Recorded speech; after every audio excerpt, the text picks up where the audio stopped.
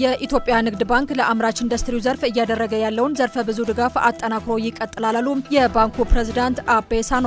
ባንኩ በዘርፉ ያሉ እውነተኛ ችግሮችን በመለየት በፋይናንስና በውጭ ምንዛሬ በኩል የሚጠበቅበትን ድጋፍ እያደረገ ይገኛል ነው ያሉት። ከባንኩ የብድር አቅርቦቶች መካከል ከ45 በመቶ በላይ የሚሆነው ለአምራች ኢንዱስትሪው ዘርፍ እንደቀረበ አብራርተዋል። አምራች ኢንዱስትሪዎች አሁንም ተጨማሪ የፋይናንስ አቅርቦት እንደሚፈልጉ ጠቁመው ባንኩ ይህንን ፍላጎት ለመሙላትና የተሻለ ትኩረት ለመስጠት መረዳቱን አስታውቀዋል።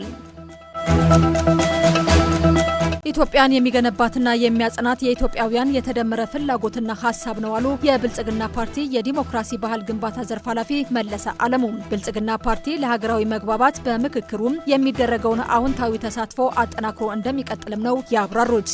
ኢትዮጵያን የሚገነባትና የሚያጸናት የኢትዮጵያውያን የተደመረ ፍላጎትና ሀሳብ ነው ያሉት አቶ መለሰም ፓርቲው ምክክርን የአንድ ወገን ስራ አድርጎ እንደማይመለከትም ነው ያወሱት። ምክክሩ የሁሉም ኢትዮጵያውያን የጋራ ጉዳይ መሆኑን በማመን ፓርቲው በውይይት በመሳተፍና ለሀገረ መንግስት ግንባታ ይበጃል ያላቸውን አጀንዳዎች በማቅረብ ላይ እንደሚገኝ ነው የተናገሩት።